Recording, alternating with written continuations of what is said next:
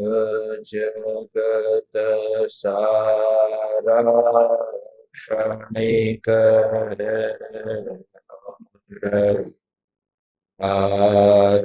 आत्मारेक नित्य आत्मा का अनुभव बस एकमात्र नित्य है। कहन राज को करन मन करो महान यह का आप्त ज्ञान के प्राप्ति है। मंगलमय सुख सार मंगलमय सुख सार।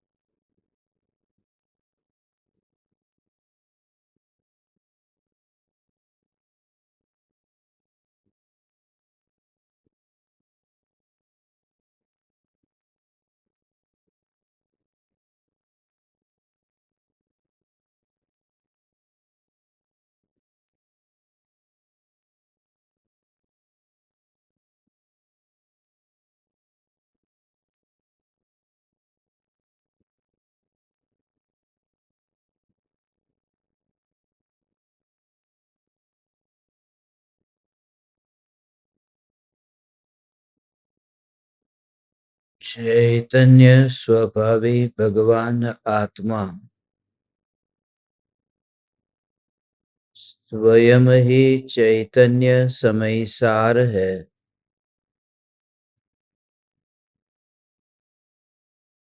चैतन्य समयसार का प्रतिपादक ग्रंथाधिराज समयसार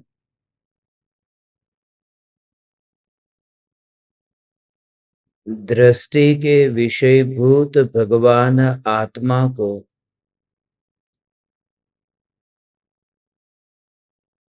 अत्यंत दृढ़ता से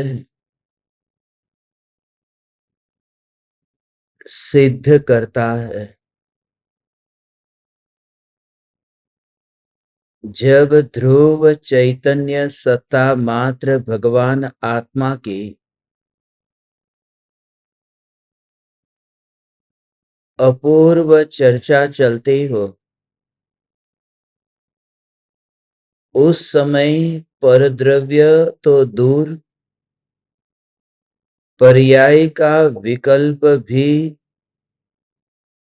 स्व संवेदन प्रत्यक्ष अनुभूति में बाधक बनता है। इसलिए आचार्य कुंद कुंद देव ने इस ग्रंथ में भगवान आत्मा को चैतन्य मात्र,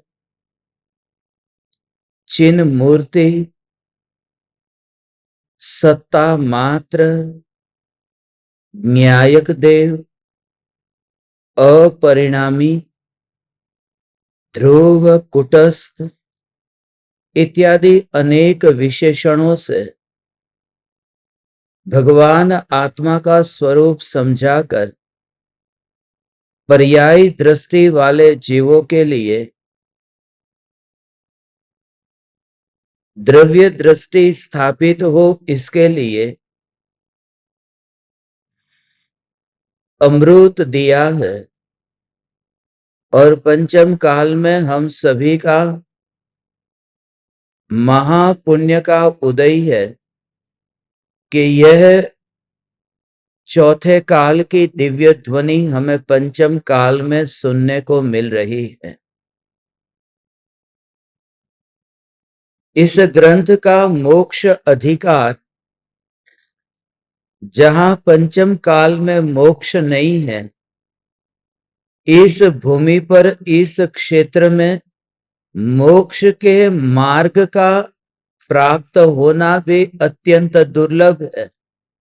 ऐसे इस काल में हे आचार्य कुंद कुंद देव, आपने शुद्ध चैतन्य अंतस तत्व को स्वयं के अनुभव प्रमाण से बताया है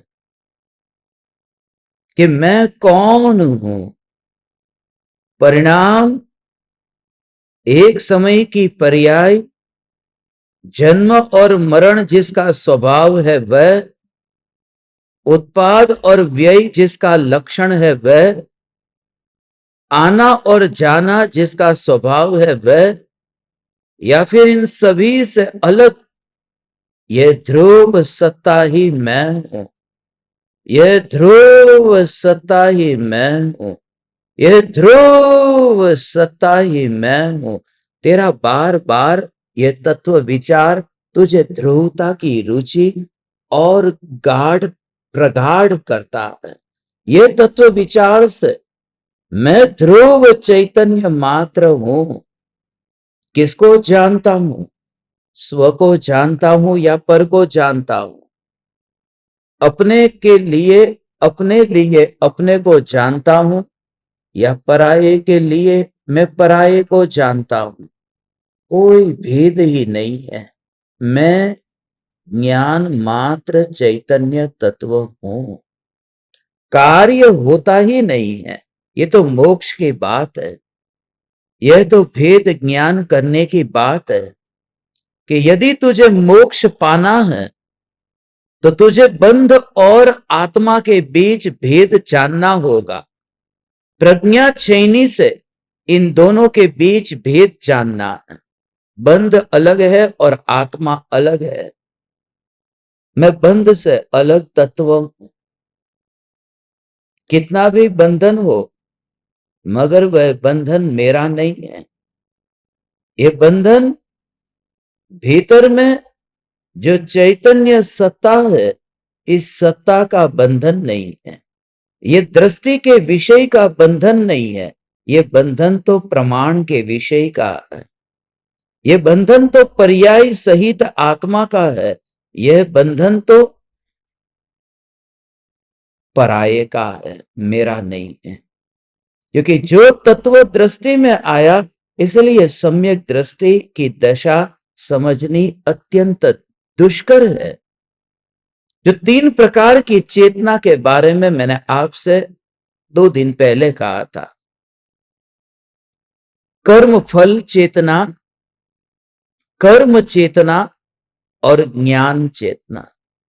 तो कर्म फल चेतना का जोर तो एक इंद्रियों में है।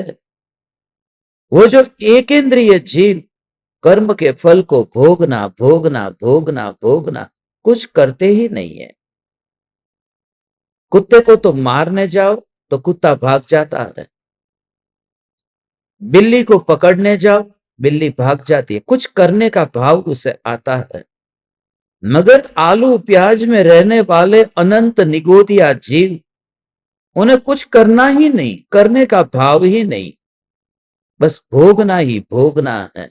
वहां उसके पास सुविधा ही नहीं है। उतनी ज्ञान की ऐसी दशा ही विकसित नहीं हुई कि लाओ कुछ करो। फिर उससे आगे भगवत गीता पढ़ो तो भगवत गीता में फल की बात का मना कर दिया। भगवत गीता में कहते हैं कि कर्म के फल की इच्छा मत कर, तो कर्म ही करता जा। एक इंद्रिय से थोड़े वे ऊपर तो आए कि फल की इच्छा मत कर, फल में क्यों अटका है, तो कर्म करते जा, कर्म करते जा, बस कर्म के फल की इच्छा मत कर। मगर उससे भी आगे जो महावीर भगवान ने कहा, ज्ञान चेतना, वो कर्म चेतना से ऊपर है कि जहां न फल को भोगना है, न कुछ करना है, मात्र जानना जानना जानना जानना। ऐसी जो चेतना है वह ज्ञान चेतना है। और उस ज्ञान चेतना की जो अनुभूति है, हे चैतन्य परमात्मा, यह ज्ञान चेतना की अनुभूति क्या है? अब सम्यक दृष्टि की दशा बिल्कुल अलग है। निगोदिया की दशा समझ में आ सके ऐसी दशा है। सिद्धों की दशा भी समझ में आ सके ऐसी दशा है, क्योंकि सिद्ध भगवान को वहां शरीर ही नहीं है। तो क्या कर्म, 8 में से एक भी कर्म नहीं है, कौन से कर्म का फल भोगे? सिद्ध भगवान को शरीर ही नहीं है, वाणी नहीं है, मन नहीं है, क्या करे? इसलिए वहां तो मात्र जानना जानना। तो समझ में आता है कि ज्ञान चेतना सिद्ध भगवान को है, कर्म फल चेतना निगोदिया को है। मगर सम्यक दृष्टि की जो दशा है कि जहां ज्ञान चेतना भी है और कर्म चेतना भी है, तो दोनों को समझना मुश्किल होता है। उसे समझते हुए आज फिर उस सत्ता का भाव ज्ञानी कैसे ग्रहण करते हैं वह हम समझते हैं। उदयगत जो परिणाम है, उस उदयगत परिणाम में कुछ भी फेरफार करने का भाव नहीं, और ज्ञान चेतना जानना जानना जानना जानना जानना, उसका बोझ अपने ऊपर नहीं उठाते। क्या करना है उसका बोझ, तुम बोझ लेकर के बैठे हो, तुम कर्तृत्व का करने का जो भाव है वह बोझ लेकर बैठे हो। चौकीदार को सौंपा दे ये काम कि तुझे ध्यान रखना है, कोई आता है जाता है, उसने वो मात्र जानना है कि कौन आता है कौन जाता है, उसका नाम लिख करके रख। मगर उसका भी उसने बोझ लेकर रखा है, उसने जानने को भी बोझ बना दिया। अज्ञानी ज्ञान को भी बोझ बना देता है, और ज्ञानी जो कर्म है उसको भी ज्ञान की तरह सहज रूप से देखते रहते हैं। अज्ञानी ने कर्म को भी निर्भर कर दिया, ज्ञानी कर्म जो है उसको भी भार वाला, और ज्ञान को भी भार वाला बना दिया कि जानना जानना, अब तुम्हें कुछ नहीं करना, चुपचाप जानते रहो जानते रहो जानते रहो। तो तुम जानने का बोझ लेकर बैठ गए कि मुझे जानना है जानना है जानना है जानना है। तुम जानने की चाह लेकर बैठे, तो जानने की चाह तो विभाव है, जानना स्वभाव है। जानने की रुचि, ये रुचि तो विभाव है, क्योंकि रुचि राग है। फिर वो किसकी रुचि है वो महत्वपूर्ण नहीं है, इच्छा कौन सी है?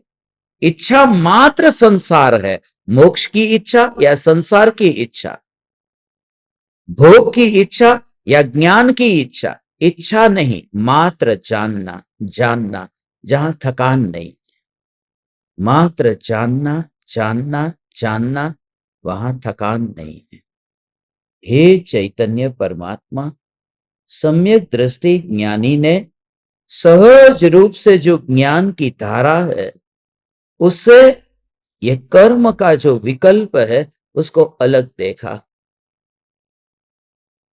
सारे परिणाम अलग, और उसमें अपना कुछ भी नहीं मिलता, कुछ भी नहीं मिलता है। हे चैतन्य परमात्मा, यह चैतन्य ज्ञानी की दशा, यह चैतन्य चैतन्य चैतन्य एक बार जो श्रद्धा में टंकोत्कीर्ण हुआ है भगवान आत्मा कि यही मैं हूं, अब जो क्रिया होती है उसमें कर्तृत्व का भाव नहीं है। कर्म तो है, कर्ता मर गया, और कर्ता का अर्थ कर्तृत्व बुद्धि मर गई, करने वाला मर गया। 84 लाख पूर्व वर्ष का आयुष्य था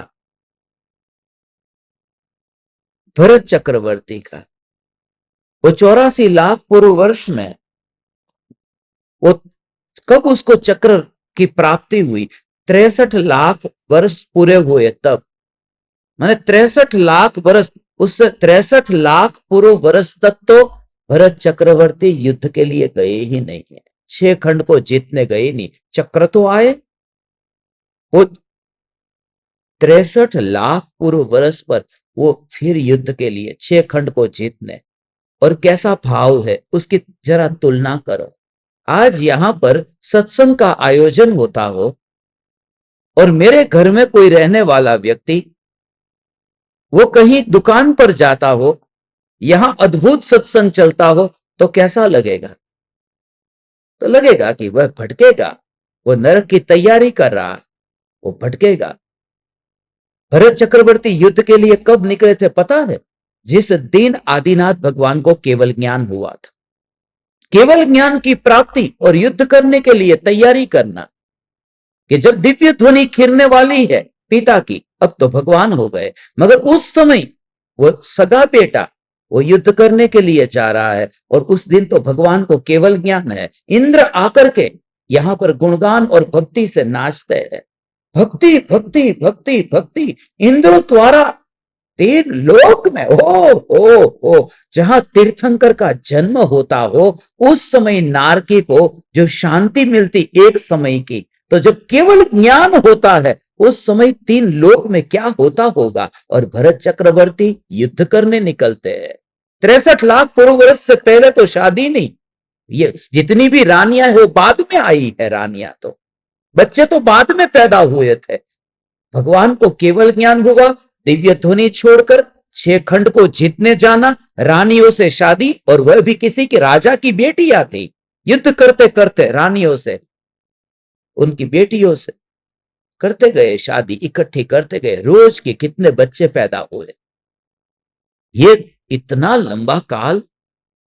बस, और ये बात बता करके मैं ये कहना चाहता हूं, हे चैतन्य परमात्मा, कि सम्यक दृष्टि ज्ञानी धर्मात्मा की परिणति को देख, उनके करने के भाव को देख, तो लगेगा कि कितने पापी है।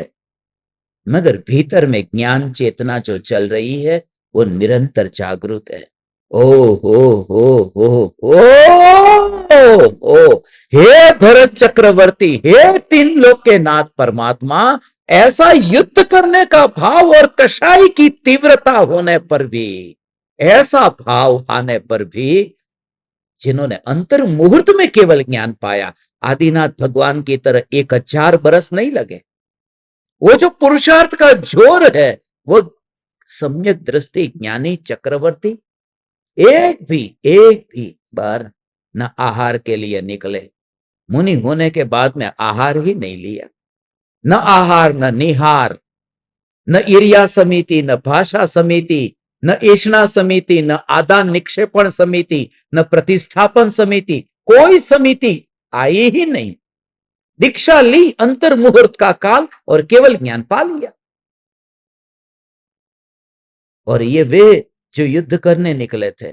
इसलिए सम्यक दृष्टि ज्ञानी की जो दशा है, उनके क्रोध को देख करके उनकी ज्ञान की चेतना को देखना भूल मत जाना, वरना कभी ज्ञानी का योग प्राप्त न होगा, क्योंकि क्रोध के ऊपर वे बैठे ही नहीं है। वे तो वहां ध्रुव न्यायक, ध्रुव न्यायक, ध्रुव न्यायक, ध्रुव न्यायक, वे सत्ता पर बैठे हुए हैं और वही ये कर सकते हैं। क्योंकि कर्तृत्व होगा तो लाभ में विकल्प को बदलू, इसलिए विकल्प को बदलते ही नहीं, उसका हिसाब लेखा जोखा। इसलिए ज्ञानियों की क्रिया, ज्ञानियों की प्रवृत्ति जग से बिल्कुल अटपटी लगती है कि ये कैसे ज्ञानी, कितनी अटपटी लगे। सब चलता है ज्ञानियों के जीवन में, सब चलता है, क्योंकि ज्ञानी है इसलिए चलता है। ये समयसार जैसा ग्रंथ आचार्य कुंदकुंद देव ने लिखा, निश्चय व्यवहार का स्वरूप बताया। मगर निश्चय व्यवहार का स्वरूप इतना अद्भुत विवेचन करने के बावजूद भी, यदि हमें यह द्रव्य दृष्टि प्रकट न हो ध्रुव न्यायक देव की, तो ऐसे ही समय गवा दिया। हे चैतन्य परमात्मा, अब हम कुछ ऐसा अपूर्व करने जा रहे हैं, इसलिए ये आखिरी, बस अब ये ऑनलाइन वाला जो तुम्हारा चेहरा अब मुझे देखना भी नहीं है। अब तो जो सामने बैठता है उसको देखना है, अब उसको उसके साथ में कनेक्शन जोड़ना है। कभी इतिहास था कि हम एक दूसरे से मिले थे, अब हम मुनि धर्म की ओर जा रहे हैं। हमारी यात्रा अब आगे की ओर है। अब तुम्हें यदि आना है तो जल्दी जल्दी करो, क्योंकि ये जो सत्ता स्वरूप तेरे मन की मन में रह जाएगी कि एक बार तो स्पर्शना करनी थी कि कैसा है ये चैतन्य सत्ता मात्र भगवान आत्मा, जो विकल्प की उत्पत्ति उस उत्पत्ति में जाता ही नहीं है, जो परिणामों के उत्पाद में वह उठता नहीं है, वह चैतन्य मात्र भगवान आत्मा, ये चैतन्य मात्र भगवान आत्मा उसके साथ में गया नहीं। ये सत्ता फव्वारा है, कितना ऊंचा उछला कि कितना भी ऊंचा उछला, फव्वारा देखा कि वो फव्वारा कितना ऊंचा उछलता है, मगर फव्वारे को पूछो कि तू कितना उछला, कितना उछला, कुछ नहीं उछला। वो लोहे का बना हुआ है, वो इतना मजबूत है, वो इतना स्थित है। वो फव्वारा कहां उछला, उछला है वो पानी उछला है, फव्वारा कहां उछला। जो तुम दुकान में लेने गए थे फव्वारा, तो फव्वारा उठता रहता है, ऐसा अतीन्द्रिय आह्लाद स्वरूप आनंद उठता है, मगर सत्ता को वह वहीं पर ही देखता है।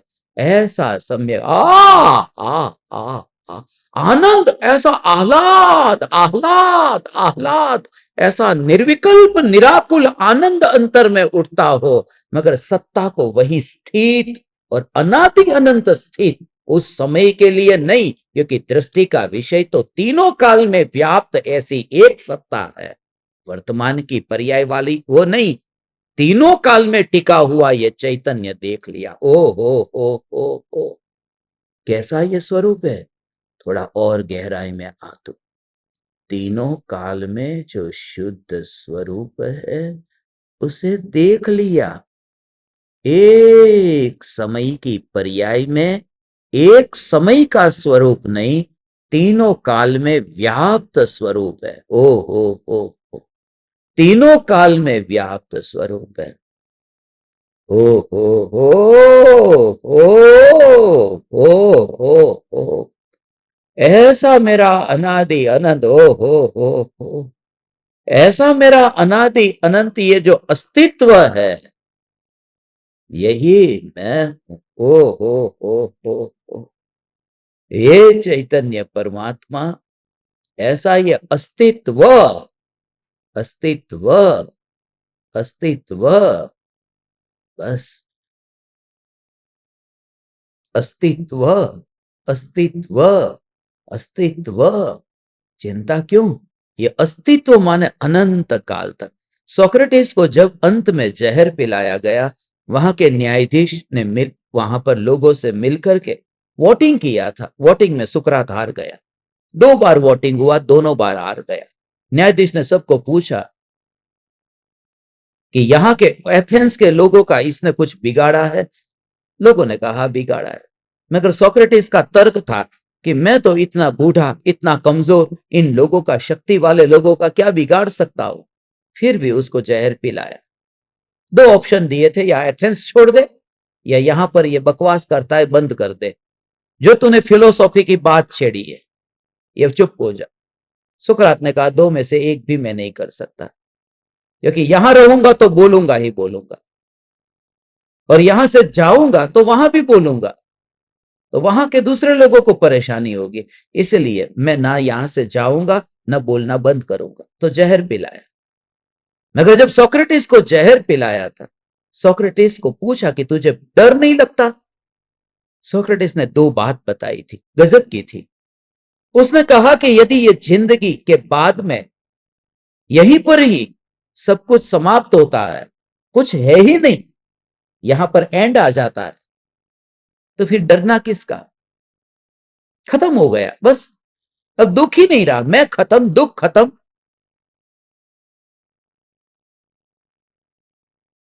सब खत्म हो गया। वो कहावत है, मुहावरा है, न रहा बांस न बजेगी बांसुरी, कुछ भी नहीं, खत्म। यदि यहां पर ही जहर पिया और मैं खत्म हो गया तो सब खत्म। अब दुख की, चिंता की बात ही क्या, मेरी चिंता भी खत्म, क्योंकि सब कुछ खत्म तो चिंता भी खत्म।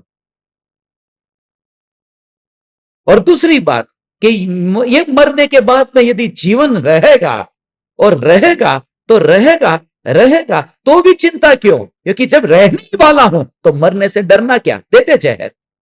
जब रहने ही वाला हूं तो, रहने वाला हूं तो भी, और नहीं रहने वाला तो भी अब ये जहर पीने को मैं तैयार। खतरनाक जहर था उस जमाने का। इसकी बहुत सी कथाएं प्रचलित है, मगर वो अभी कहने के लिए समय नहीं है। ओ हो।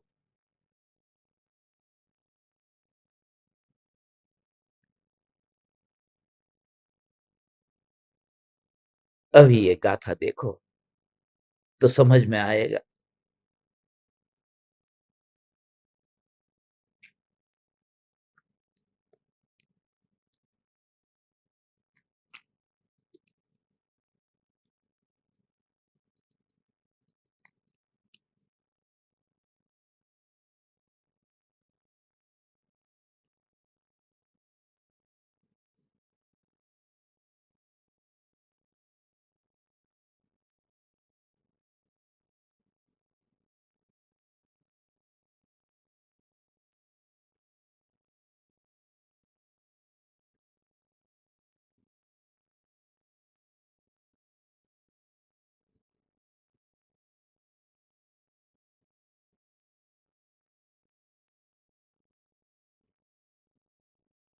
पन्नाये गीतवो जो चेतासो अहम तो निश्चय दो अवशेषा जे भावा ते मज्ज परे तीणा यौवा।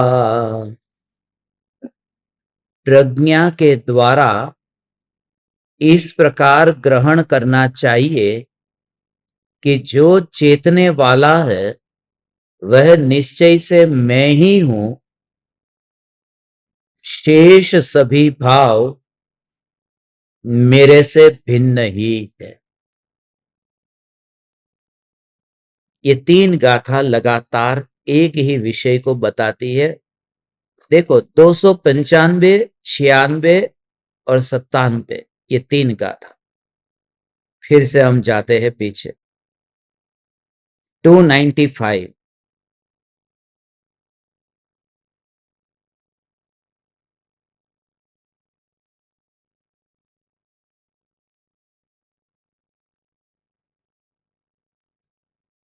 उसमें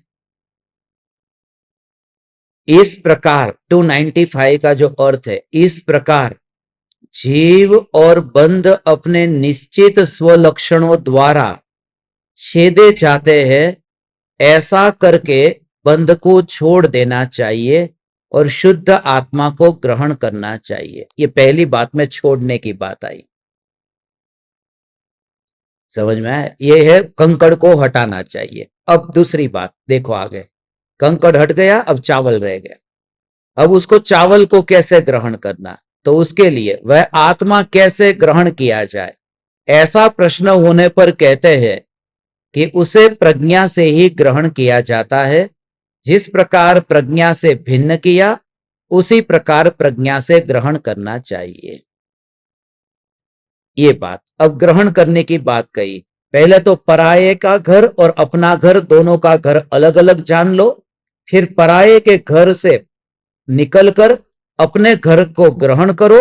और अब जो 297 में प्रज्ञा के द्वारा इस प्रकार ग्रहण करना चाहिए कि जो चेतने वाला है वह निश्चय से मैं ही हूं, ये अपने घर में आकर वहीं पर ही वास करके निश्चय कर लो कि यह घर ही मेरा है। और फिर उस महल की कांच की खिड़की से ये देखो कि आंगन में पड़े हुए भाव महल में नहीं है। ये बात है, निश्चय से मैं चेतने वाला है, यही मैं हूं और शेष सभी भाव मेरे से भिन्न हैं। माने अपने घर में आकर के फिर ज्ञानी उन भावों को पराया देखते हैं, अपने से पराया देखते हैं।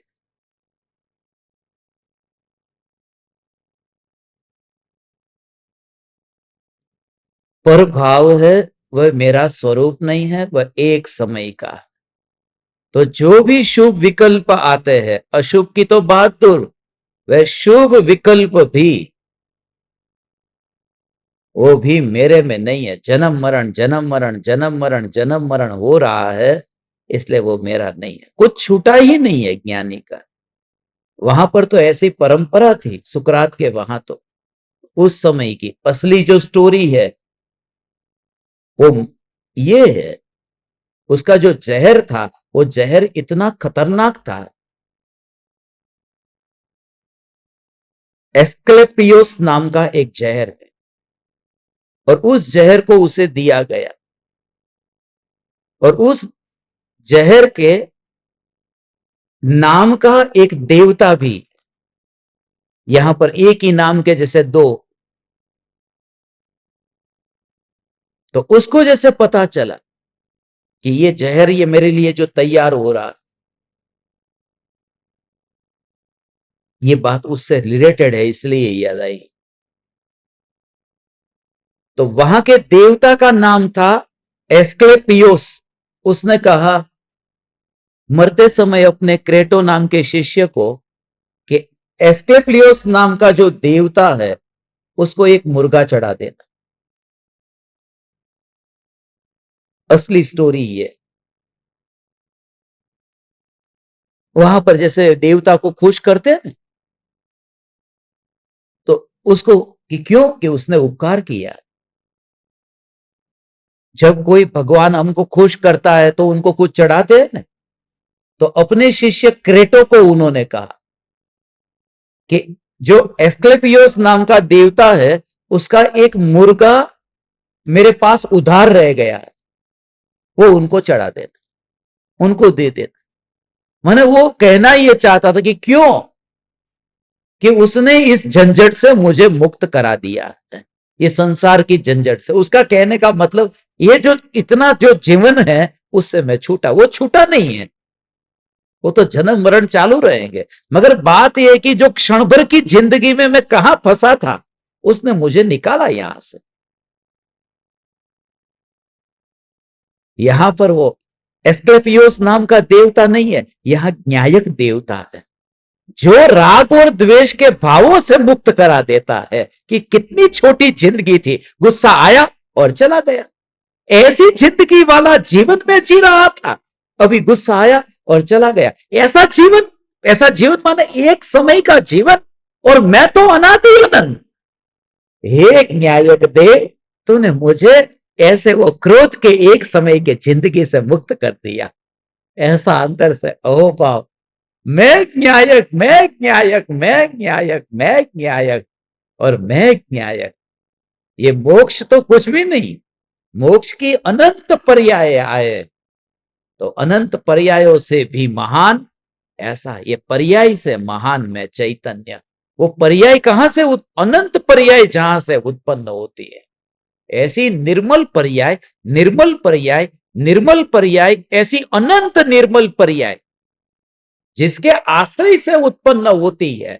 यह भगवान आत्मा मैं हूं, ऐसा कभी भाव आए तो समझना महाकलंक है। ओ ये महाकलंक है। ओ केवल ज्ञान की अनंत पर्याय, केवल ज्ञान की अनंत पर्याय जिसके आश्रय से प्रकट होती है, जिसके आश्रय से प्रकट होती है, वह भगवान आत्मा मैं हूं, ऐसा भाव, ऐसा विचार चिंतन कलंक है। ऐसा ये जो है ना असली कैसी पर्याय, एक निर्मल पर्याय, दूसरी निर्मल पर्याय, तीसरी निर्मल पर्याय, चौथी निर्मल पर्याय, ऐसी अनंत निर्मल पर्याय जिसके आश्रय से प्रकट होती है। कैसा प्रवचन में तो पंडित लोग क्या क्या करते हैं, अरे भगवान तुझे पता है तू कौन है, तू तीन लोक का नाथ, तेरे में से अनंत पर्याय, तेरे में से नहीं, तेरे आश्रय से। यहां तो तेरे आश्रय से प्रकट होती है ऐसी निर्मल पर्याय, ऐसी निर्मल पर्याय, कैसी एक दो तीन नहीं, अनंत, और आंशिक शुद्ध नहीं, पूर्ण शुद्ध, जिसके आश्रय से प्रकट होती है, यह चैतन्य तत्व, ये ध्रुव सत्ता मैं हूं, ये महाकलंक है। ऐसा मत सोचना। क्यों? क्योंकि जैसे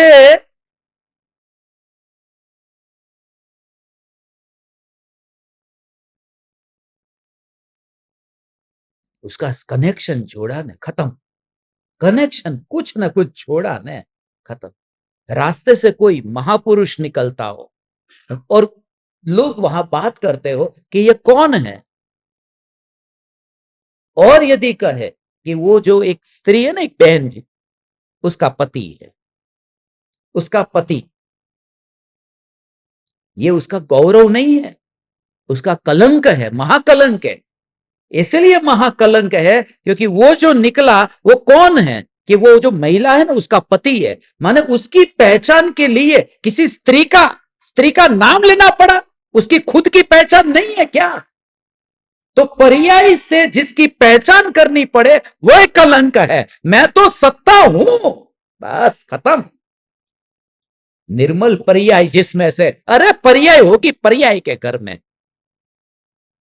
ये ध्रुवता का जोर सम्यक दृष्टि को 24 घंटे होता है। ओ हो है?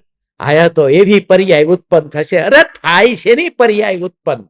ओ हो कौन सी पर्याय उत्पन्न होती है, किसके आश्रय से उत्पन्न होती है? ऐसा भगवान आत्मा में है, ऐसा भगवान आत्मा में उसकी खुद की पहचान है ना। कोई कनेक्शन नहीं है। हाँ? कैसा? नहीं।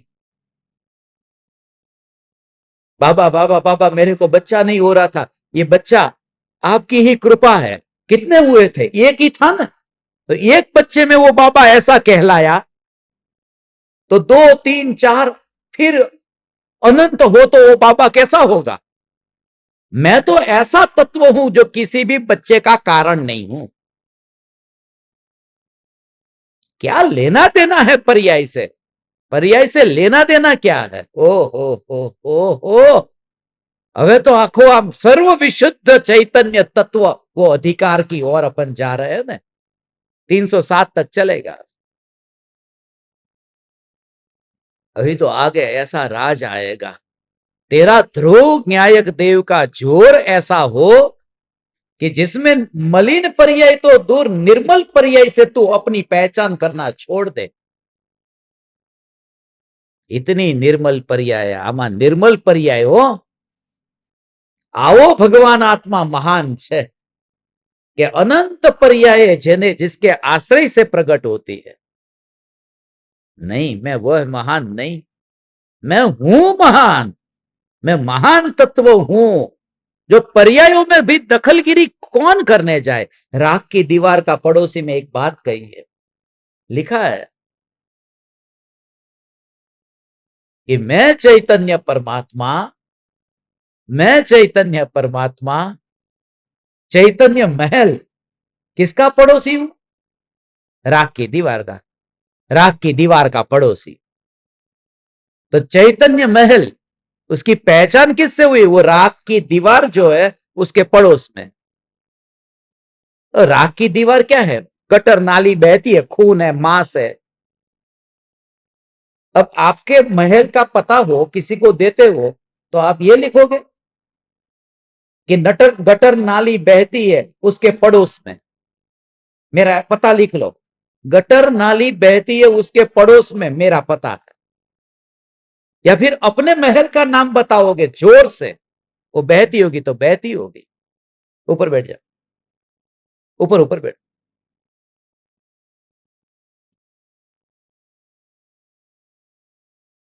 गटर नाली बहती होगी तो बहती होगी।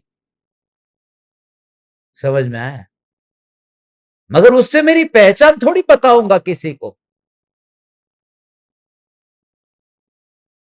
जो भी है, तो जो पर्याय है उस पर्याय से अपनी पहचान नहीं करना है। तेरे में कमी क्या है पहले ये बताना है। कि पर्याय से पहचान करनी पड़ रही है। ऐसा दृढ़ निश्चय वाला जीव निर्मल पर्याय की गुलामी छोड़ता है, तब द्रव्य दृष्टि प्रकट होती है। ये तो सम्यक दर्शन के लिए लिखा है हो, ये दृष्टि का विषय है, मोक्ष का विषय नहीं है।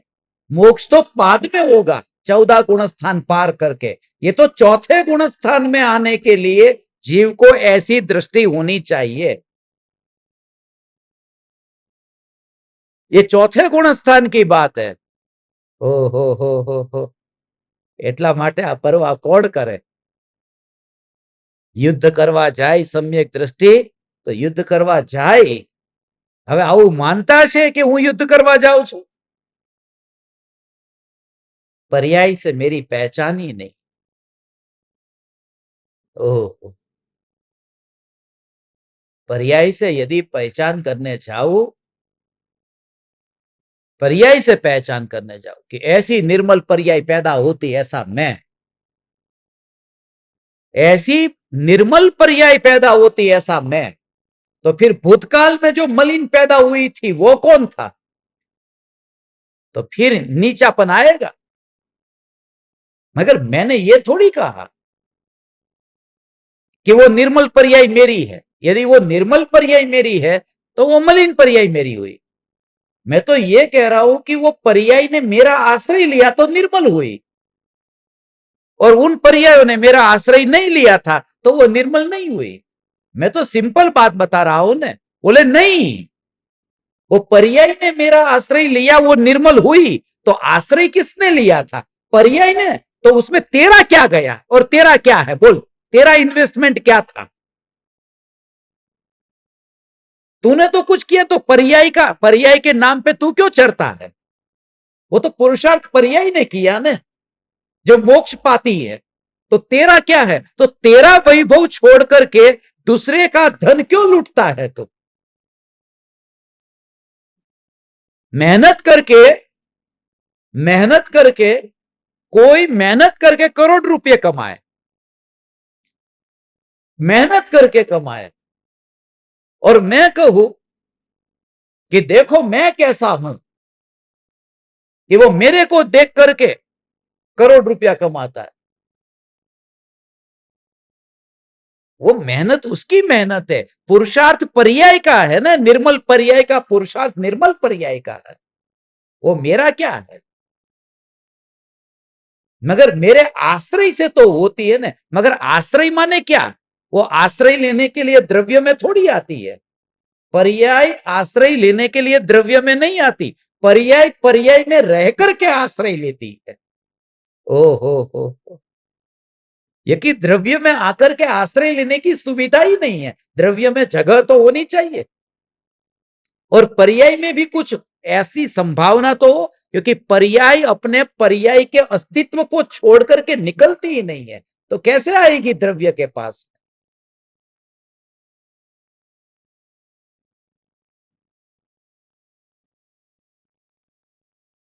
આ તો અત્યારે તમારો બધાનો પુરુષાર્થ કમજોર છે, નહીં તો અત્યાર સુધીમાં પામી ગયા હોત।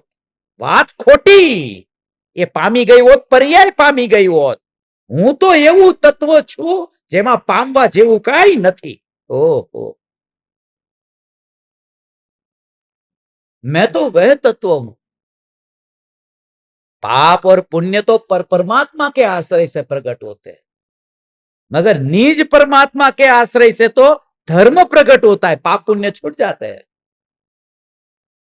पाप पुण्य छूट जाते हैं, धर्म प्रकट होता है। ऐसा मैं भगवान आत्मा, अरे वो धर्म प्रकट होता है ना। मैं तो वह तत्व हूं जिसको धर्म की जरूरत ही नहीं है। ये जो रहस्य है ना, धर्म की जिसको जरूरत पड़े वो चैतन्य नहीं है। धर्म माने ये वितरागता।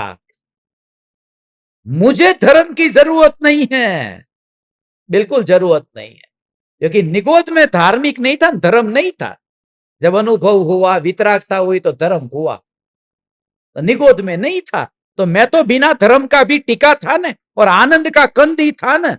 तो मेरा अस्तित्व तो मेरे से है, धर्म से नहीं है। धर्म की जरूरत मुझे नहीं है। एवो आ धर्म छे જેને ધર્મની જરૂર નથી. ऐसा ये धर्म जिसको धर्म की जरूरत नहीं है, उसके बिना द्रव्य दृष्टि का जोर आता ही नहीं और सम्यक दर्शन प्रकट होता नहीं. यह चैतन्य तत्व में, तत्व में हो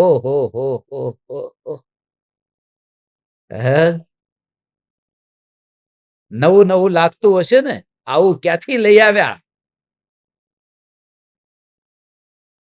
જેને ધર્મની જરૂર નથી.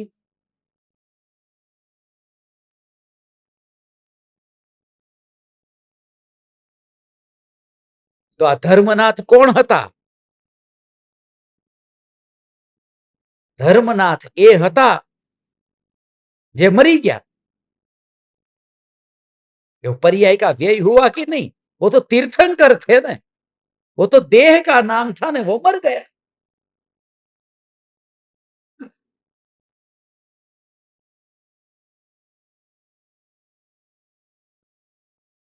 હવે સમ્યક દર્શન પામવું ને આ મુનિ ધર્મ, એના માટે રોદણા રોવાના ને रोना धोना, ये सम्यक दर्शन के लिए क्या करूं, बहुत रोना आता है.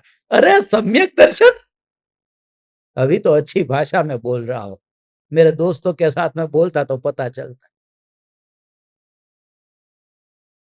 ऐसा ध्रुव चैतन्य तत्व भगवान, ओ हो अंदर से ऐसा अहोभाव, अहोभाव से न्यायक भाव में एकत्व होता है. पहले अहोभाव तो आए, ये सुनते ही पहले तो ऐसा लगे कि ऐसा स्वरूप कैसा, विरोध हो, ये स्वरूप कैसा. गुरुदेव का उस जमाने में तो कितना विरोध होता था.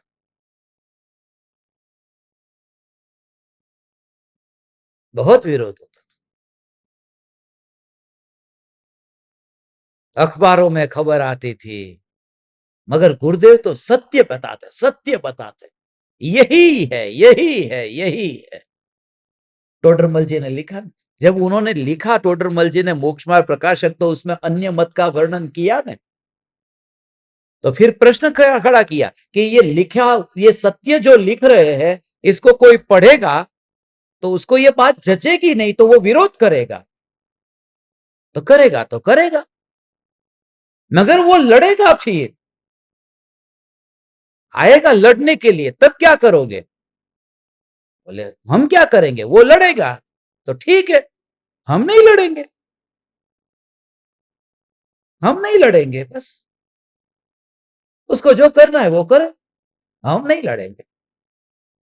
अरे कहने का मतलब दुनिया का ठेका मैंने नहीं लिया, दुनिया को जो सोचना करना है करे, मैं अपने पुरुषार्थ के बल पर बस. ये ध्रुव चैतन्य चैतन्य चैतन्य चैतन्य, तो मोक्ष होगा, ये बात निकाल दे तू. अंतर में छुपा भाव रहता है, ऐसा जोर आएगा तो मोक्ष होगा ना? नहीं, ऐसा द्रव्य का जोर आएगा तो मोक्ष होगा ना?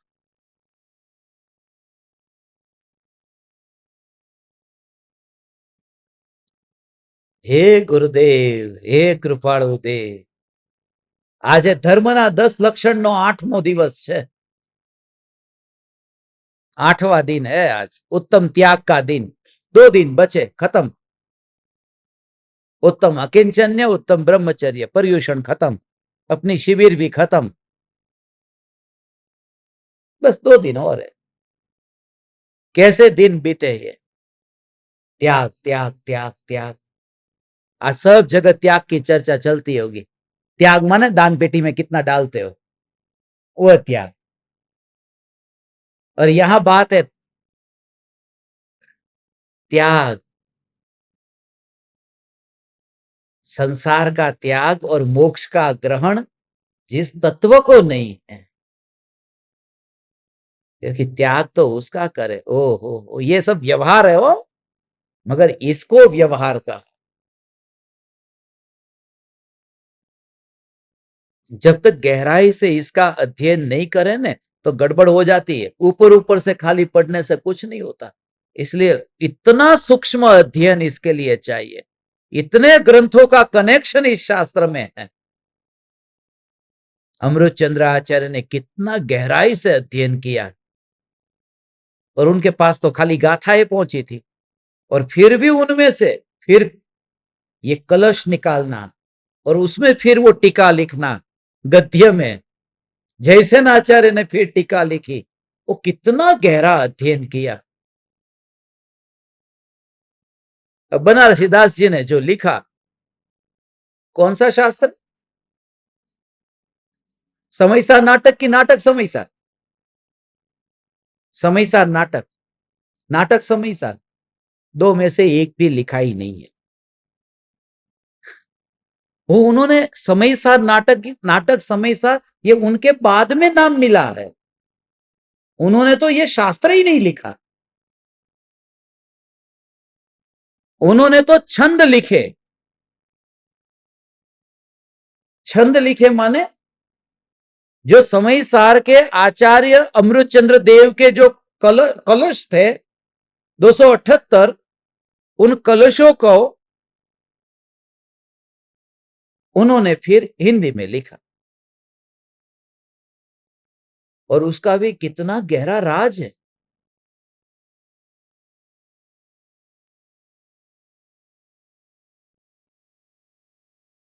सबसे पहले समयसार जो संस्कृत में चला आ रहा था, हिंदी में बहुत कुछ लिखा गया था वर्षों से, मगर सबसे पहले हिंदी में किसी ने लिखा तो पांडे राजमल जी ने लिखा, और पांडे राजमल जी ने कलश टीका लिखी।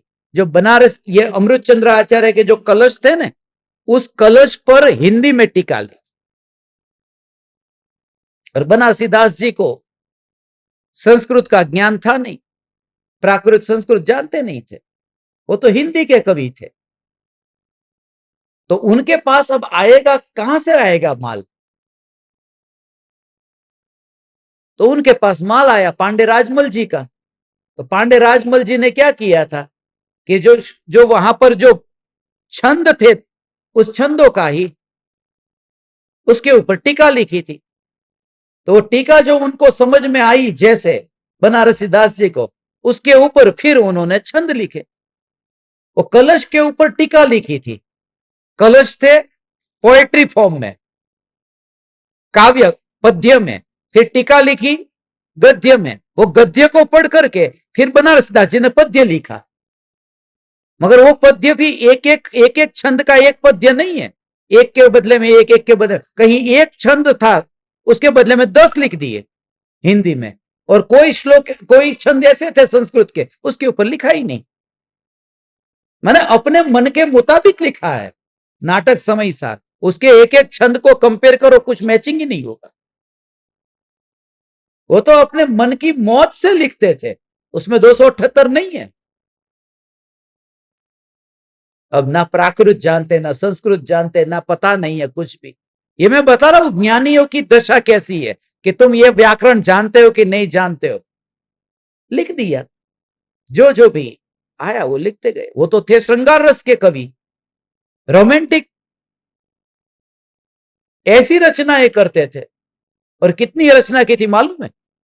1000, 1000 रचना उनकी थी। और जहां पर भी सम्मेलन होता वहां पर वो ऐसी रचनाएं सुनाते कि लोग इतने भाव से भर जाते। स्त्रियों के ऊपर बहुत लिखा, मगर जैसे ही ये शास्त्र हाथ में आया, वो सारी की सारी जो रचना थी गोमती नदी में बहा दी। वो आज हमारे पास में है ही नहीं। यदि वो होती तो हिंदी साहित्य में टॉप पर होती वो अभी।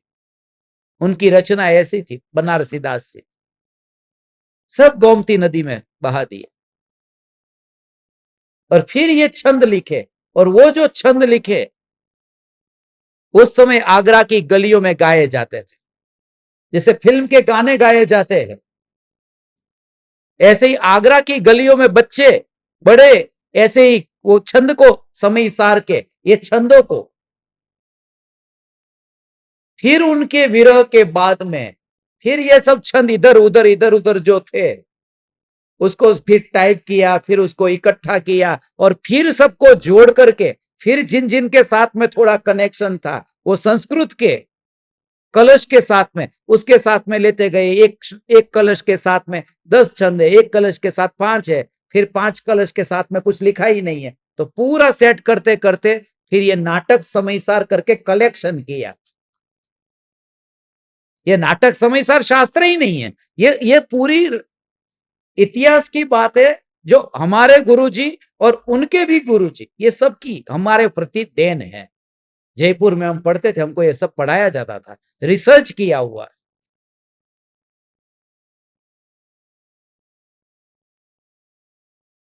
तो पांडे राजमल जी ने जो कुछ भी लिखा उसके अनुसार फिर बनारसीदास जी ने लिखा।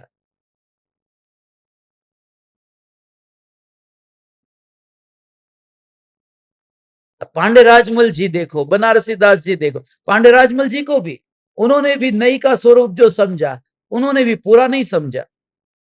ये पूरा नहीं समझा ज्ञानियों के ज्ञानी की भूल। ये तो हमारे गुरु जी भी कहते, बोले इस जो व्यवहार नहीं है, उपचरित असद्भुत व्यवहार नहीं है, अनुपचरित असद्भुत व्यवहार नहीं है, ये जो बच्चों को अपना कहने वाला, गाड़ी मोटर को अपना कहने वाला, उस व्यवहार नहीं को पांडे राजमल जी मानते ही नहीं। बोले इसलिए वो ठीक नहीं, वो बोले वो व्यवहार क्या काम का, माने उनकी बात कुछ अलग दृष्टिकोण रहा होगा, मगर वो बहुत डीप स्टडी करके हमको बता रहे थे कि इस श्लोक में, इस लाइन में ये शब्द है, नीचे ये लिखा है। तो ऐसे करके ये 2000 बरस से लेकर के गुरुदेव तक ये वाणी कैसे आई है और कैसे कैसे फिर उसका मॉडिफिकेशन हुआ है, ये पूरा डीप स्टडी, और एक एक श्लोक का, ये तो हमारे पास में समय कम है, पता नहीं जूम पर, नहीं तो जूम पर, मगर मुझे 2 दिन पहले एक ऐसा भाव आया था, गुरुदेव ने 19 बार लिया, कम से कम मैं 2 बार तो लू, ऐसा भाव आ गया।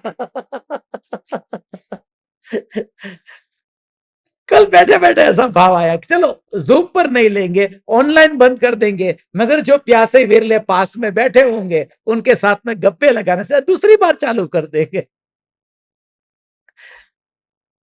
हे चैतन्य परमात्मा, हे भगवान आत्मा, ओ हो, अब ज्ञानियों की दशा देखो, जिनको संस्कृत नहीं आती, प्राकृत नहीं आती, मगर उन्होंने कैसे कैसे छंद लिख दिए और कोई परवाह ही नहीं की। नहीं तो एक एक करके गिनती करने बैठते कि भाई इसके लिए इसका अर्थ ये, इसका अर्थ ये, कुछ नहीं। जो जो भाव उनको राजमल जी पांडे की टीका में जो भाव ज्यादा ग्रहण हुआ उसको लिखते गए, जो बात ठीक नहीं लगी उनको लगा कि ये ठीक है, सिंपल है, छोड़ते गए।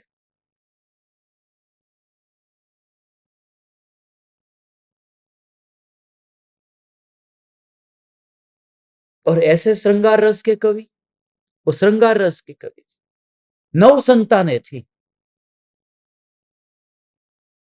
7 बेटे और 2 बेटी, 9 संतान थी, और 9 की 9 मर गई, जन्म होते मर जाए, पैदा होते मर जाए, 9 की 9 बनारस दास जी के 9 संतान इस जमा, हाँ होंगी, श्रृंगार रस के कवि जो थे, तो 9 संतान तो होगी।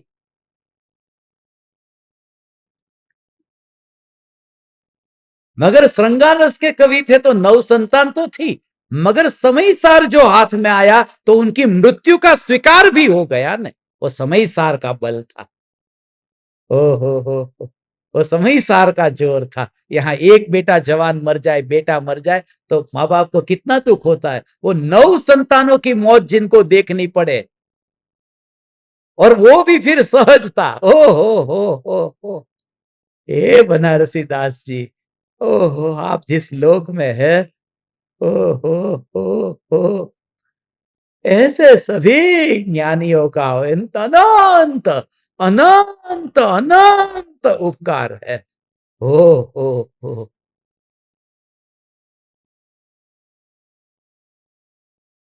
ओ, हे हे हे, ओ, त्रिकाल ध्रुव चैतन्य परमात्मा, जो राग की पर्याय, उस पर्याय से अलग जानना, द्वेष की पर्याय से अलग जानना, ओ हो, राग और द्वेष की पर्याय से अलग।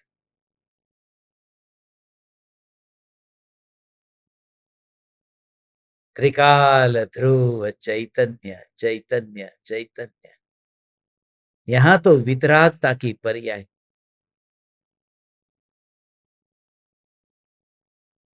प्रज्ञा के द्वारा इस प्रकार ग्रहण करना चाहिए कि जो चेतने वाला है वह निश्चय से मैं ही हूं। शेष सभी भाव मेरे से भिन्न ही है। एकांत से ही लग गया ना, ही शब्द आ गया माने एकांत। अब जैन धर्म तो अनेकांतवादी है, अनेकांतवादी में एकांत कैसे आ गया कि ये जो एकांत है वो अपेक्षा वाला एकांत है। अपेक्षा वाला, अपेक्षा लग जाए तो ही लग सकता है, अपेक्षाएं न लगे तो भी लगता है, अपेक्षा लगे तो ही लगता है।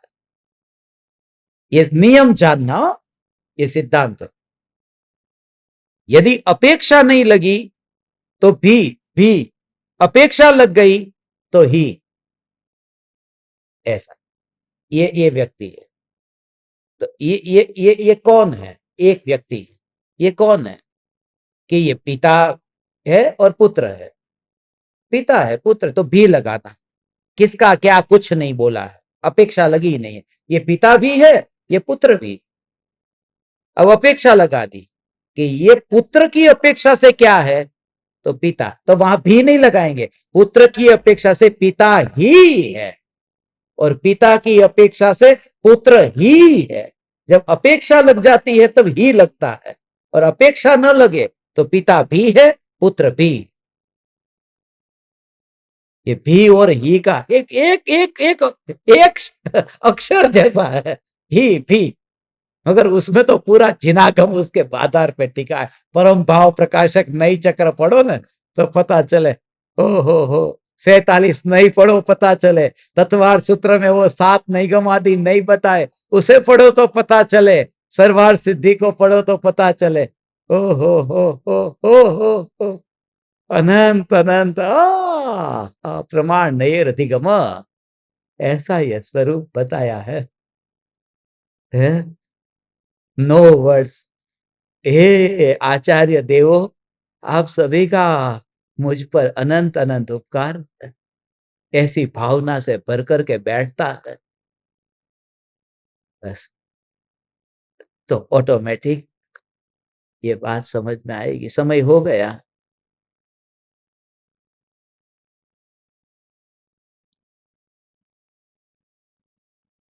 ठीक है।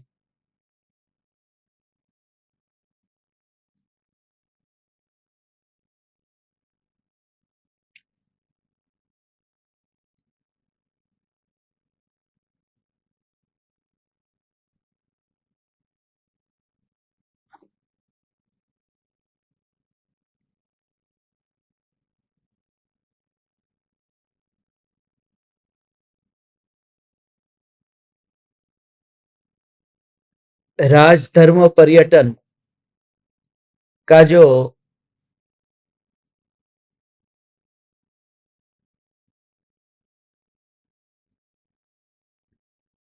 टाइम टेबल है ना, वो भी अभी फिक्स हो गया है। ये है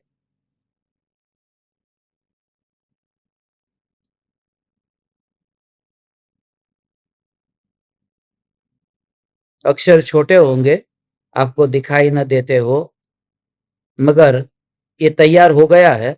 आपको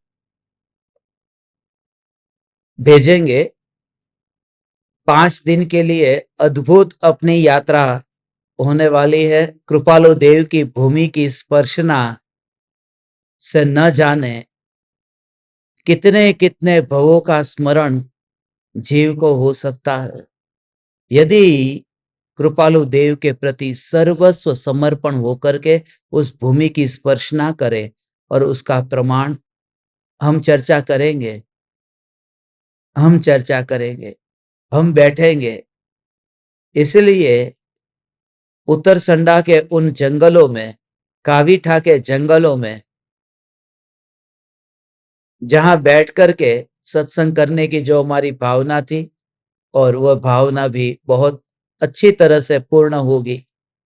सुबह मैंने बताया था, जो नहीं थे उनके लिए दोबारा बता दूं कि आप सबके लिए अच्छी से अच्छी मर्सिडीज की व्यवस्था हो गई है, और 4 बड़ी-बड़ी गाड़ियां आपके लिए तैयार कर दी है, जिसमें गाड़ी के ऊपर से ये देखो, आपको एक फोटो दिखा रहा हूं, ये गाड़ी का, इसके ऊपर से आप देख रहे हैं ना,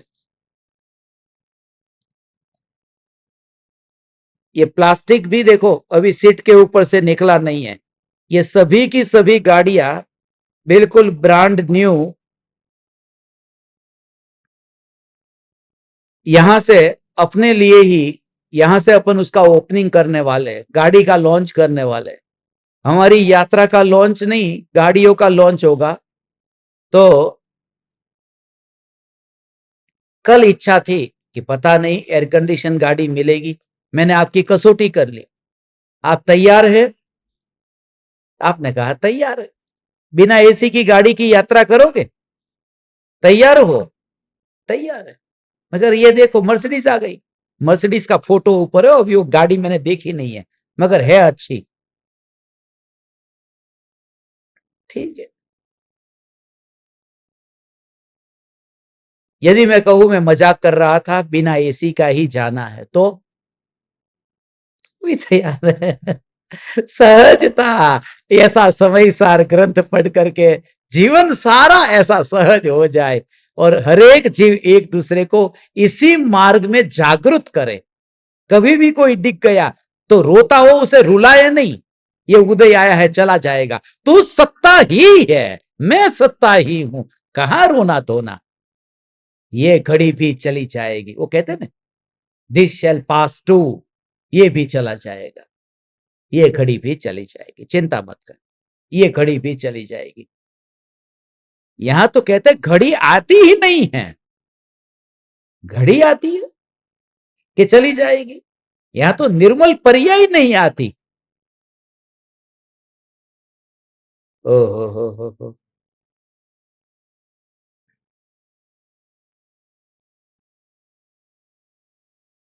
घड़ी माने असली घड़ी तो ये है, चैतन्य। चैतन्य, चैतन्य। घड़ा होता है ना, घड़ा के अंदर घड़ी होती है, छोटी, घड़ा के अंदर घड़ी। तो ये शरीर ही एक घड़ा है मिट्टी का, उसके अंदर घड़ी माने समय सार, समय का सार वही घड़ी है, जीती जागती घड़ी है। ओ हो।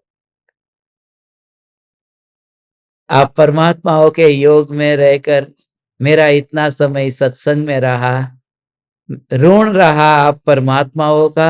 मैं आप समस्त परमात्माओं को प्रणाम करता हूं। चैतन्य समय सार, चैतन्य समय सार, चैतन्य समय सार।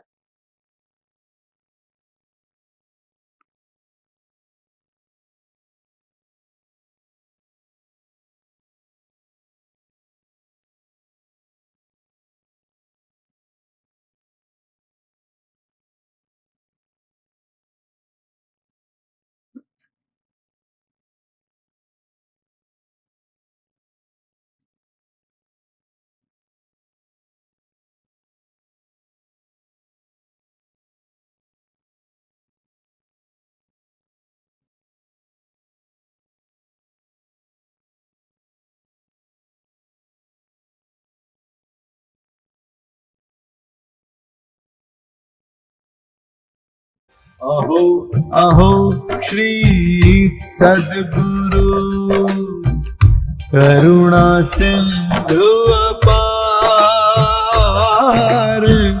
इस पामर पर प्रभु किया अहो अहो उपकार,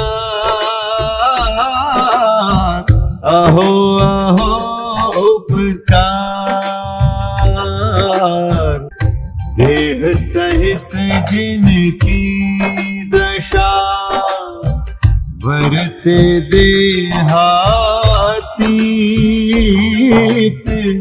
उन ज्ञानी के चरण में हो वंदन अगणित, हो वंदन अगणित, हो वंदन अगणित, हो वंदन अगणित।